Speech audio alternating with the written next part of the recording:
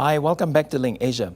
Egypt's first democratically elected leader, President Mohammed Morsi, was overthrown in a military coup 3 weeks ago, amplifying a power struggle with Islamists and secularists. Hundreds have been killed during violent crackdowns by police. The situation has prompted strong reactions from many parts of the globe, not least in China, where some people have linked the crackdown in Cairo to the events of 1989 in Tiananmen Square. LinkAsia's Beijing correspondent Mark Dreyer joins us now. Mark, are the Chinese people openly making these comparisons? Well, there's certainly been mention of this online and in the forums, though it's hard to get a sense of exactly how much, because of course this is still very much a taboo topic here in China, so any overt discussion will immediately get censored. But that still leaves some fairly clear references. For example, one person on Sina Weibo left this comment: "Crackdown, how familiar. Freedom, how unfamiliar." Another person wrote at greater length: in an article on Egypt in the Financial Times, a journalist wrote down what a dying protester said to him.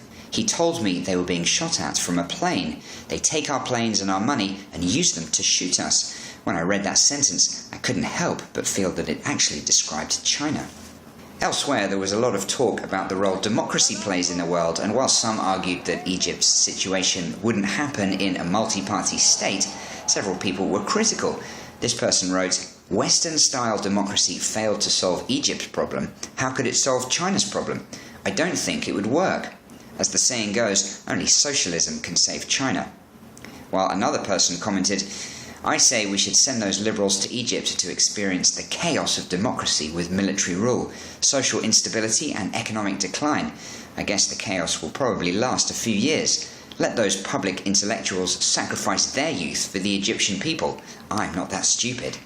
Another comparison people were making between Egypt and China came following news reports that an Egyptian museum had been looted, which evoked comments about Beijing's old summer palace, which was destroyed by the British and the French in the 19th century. "The tragedy of the old summer palace has happened again," wrote one. "What ignorant and stupid looters they are.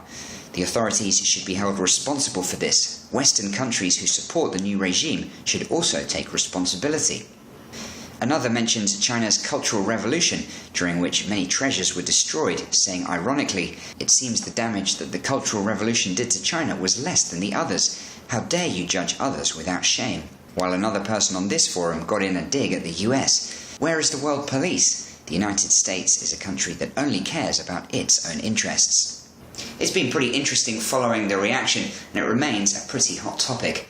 One last thing, Mark. Is the situation in Egypt getting much attention from the authorities in China? Well, it's always hard to know exactly what the government is thinking, but one person who has taken an interest is former Google China head Kaifu, who has as many as 50 million followers on Sina Weibo. He wrote the other day, "Like most people, I expect peaceful reform and progress, and I'm not willing to see turbulence." He didn't specifically mention Egypt, but many of his fans concluded that he was talking about the future of China in the light of recent events in Egypt.